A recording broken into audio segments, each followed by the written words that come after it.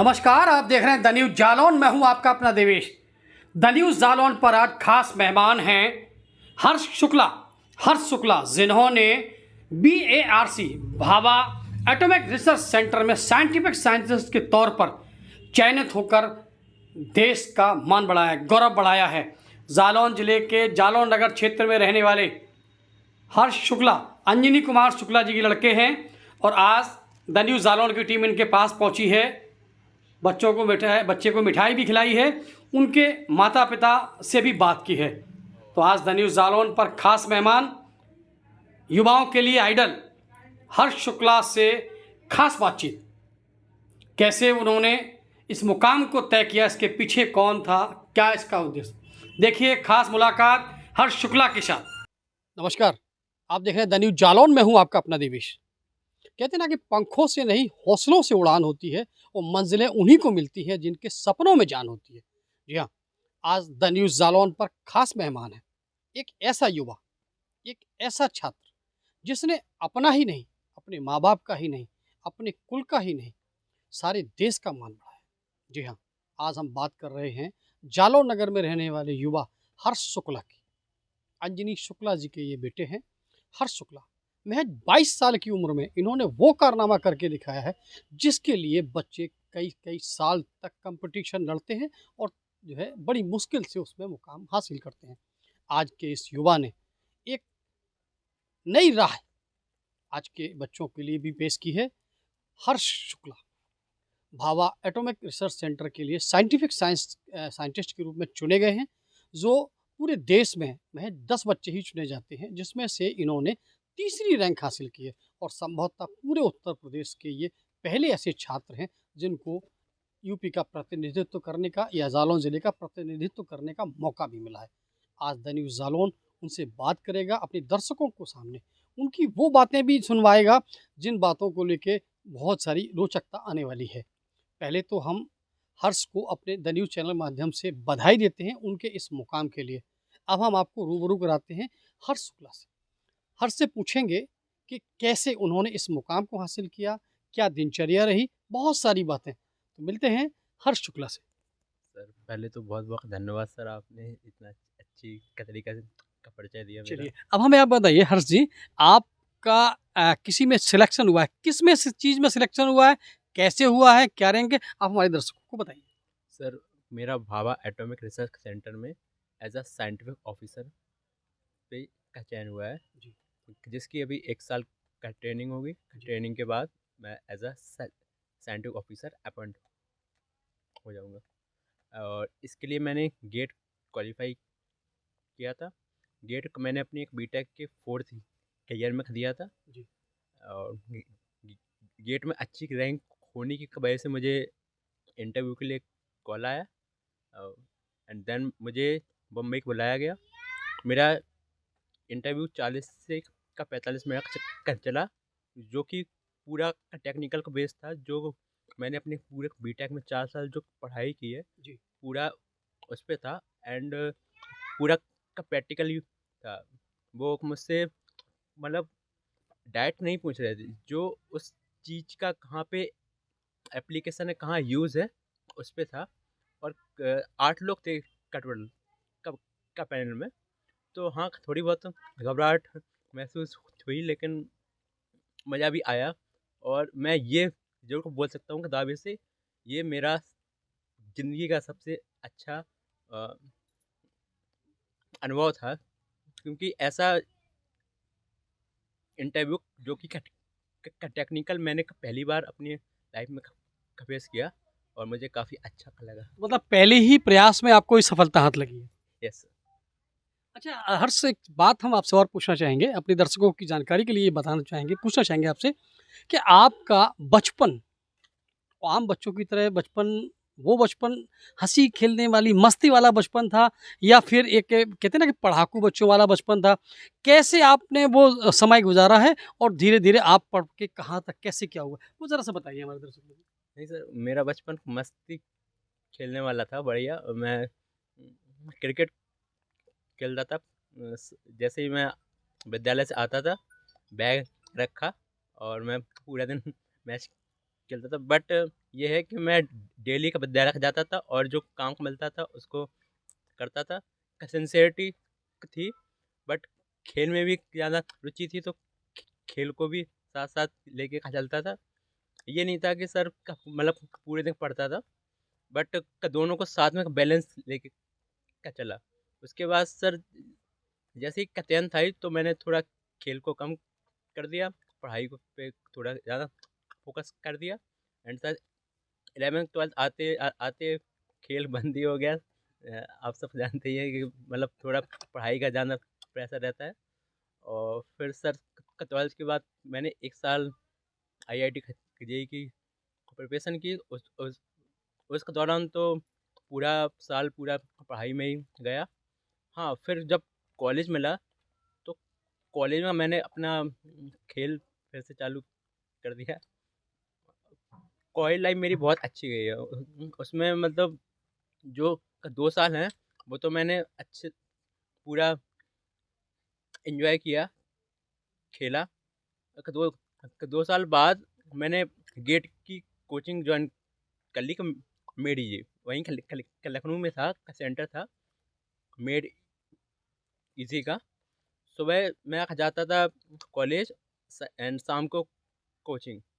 तो सर बहुत मेहनत रही है, क्योंकि सुबह का 9 बजे से लेके शाम को 10 बजे आता था, और फिर 10 बजे खाना खा के फिर अच्छा हर्ष, एक बात यहाँ पूछना चाहेंगे, आपका आइडल कौन, किससे आपको प्रेरणा मिली इस लक्ष्य की ओर पाने के लिए? आइडल आपका कौन है?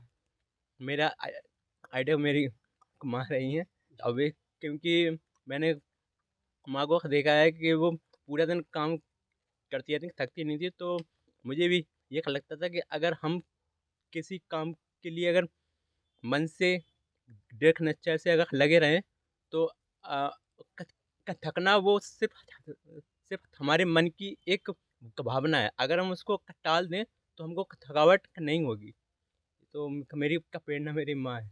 अच्छा, कभी-कभी ऐसा भी हुआ, ऐसा भी वक़्त आया आपकी पढ़ाई के दौरान कि जब लगा हो कि आप को कि शायद हम इस चीज़ को नहीं पा सकते या हम इस चीज़ को नहीं पाएँगे, तो ये क्या करें अब, छोड़ देते हैं, बाहर जाते हैं, अब नहीं पढ़ेंगे, घर जाएँगे, कुछ और करेंगे। क्या कभी ऐसा वो वक़्त आया, तो उस समय आपने कैसे बैलेंस किया अपने आप को?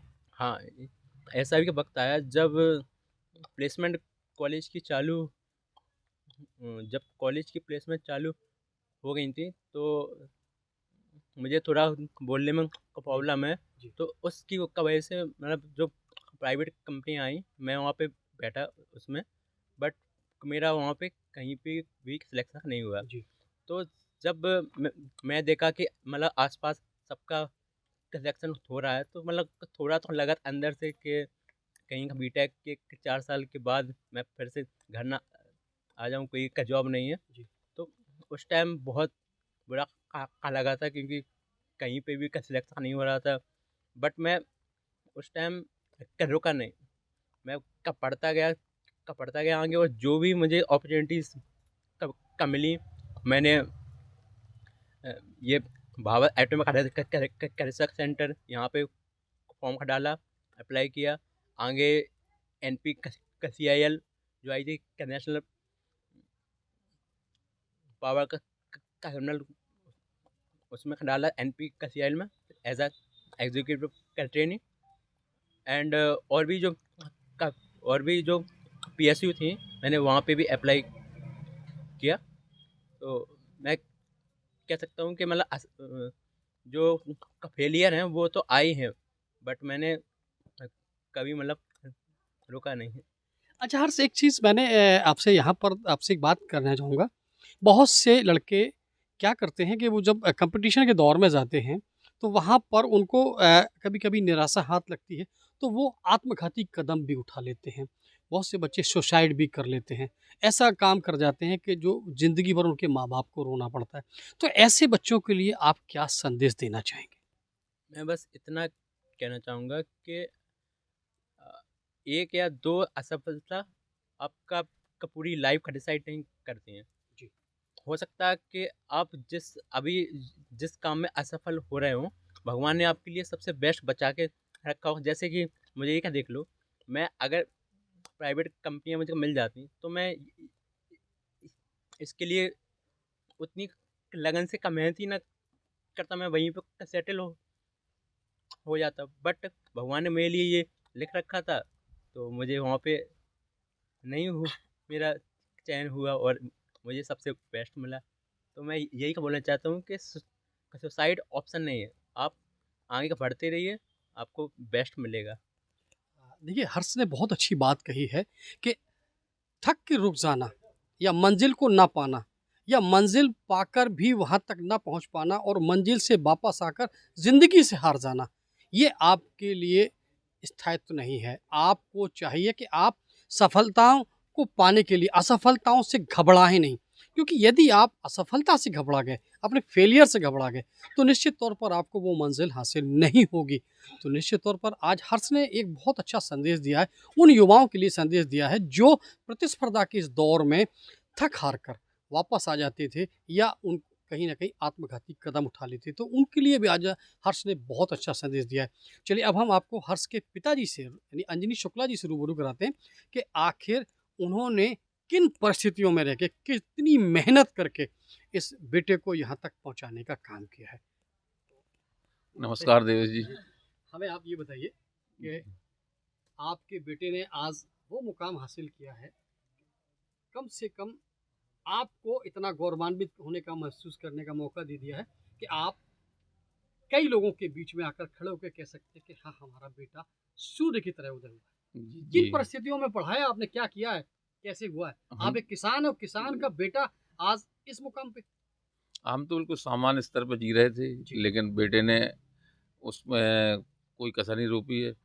और मतलब जो हमसे बना, और बेटे की जितनी मतलब पढ़ाई में जो अध्ययन में उसने सिर्फ अध्ययन के लिए हमसे खर्चा मांगा, ना तो कोई अपने शौक रहा उसके, न उसने कपड़े का शौक रहा पहनने का, बस उसने सिर्फ अध्ययन के लिए। और अध्ययन के लिए मैंने जहाँ से जैसे भी धन जुटाया, मैंने उसको पूरा किया।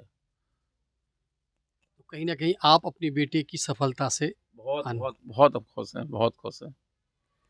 अब हम आपको अपने दर्शकों को हर्ष की माता जी से भी हम मिलवाना चाहेंगे, क्योंकि देखिए, होता क्या है कि सबसे पहला गुरु बेटे का अगर कोई होता है तो माँ होती है, और माँ जो संस्कार देती है वही उस बच्चे के खून में, रगों में दौड़ते हैं और वही जाके सफलता और असफलता का रास्ता भी तय करते हैं। जैसे कि अभी हर्ष ने बताया था कि उनकी माँ एक साधारण सी गृहिणी है, पूरे दिन मेहनत करती थी और उन्होंने उसी चीज़ को एक रास्ता बनाया, एक अपना आदर्श बनाया और तब जाके कहीं उन्होंने ये मंजिल पाई है। तो मैं अब बात करूँगा हर्ष की माता जी से। नमस्ते। नमस्ते भैया। आपके बेटे ने आज वो मकाम पाया है जिसकी कल्पना बहुत कम लोग कर पाते हैं। तो कैसे आपके बेटे ने ये किया, आपकी तपस्या का फल आज बेटे को मिला है, क्या कहेंगे आप? हाँ, पता नहीं, हम क्या बताएं, हम तो अपनी राधा रानी पे सब कुछ छोड़ दिया था, सब कुछ उन्हीं ने किया। हमारे बेटे ने बहुत बड़ा नाम कर दिया, मतलब हमारी मेहनत सार्थक कर दी। देखिए, माँ इससे ज़्यादा नहीं बोल सकती, उसने बहुत कुछ कह दिया। थोड़ा सी शब्दों में हर्ष की माँ ने सब कुछ बयान कर दिया, क्योंकि ईश्वर पे भी आस्था और अपने बेटे पे भरोसा, ये बहुत बड़ी बात है। मैं अपने चैनल द न्यूज़ जालौन के माध्यम से भी हर्ष को बधाई देता हूँ और ईश्वर से प्रार्थना करता हूँ कि वो इससे भी आगे और आगे मुकाम पर पहुँचे और अपना और अपने देश का नाम रोशन करें। नमस्कार।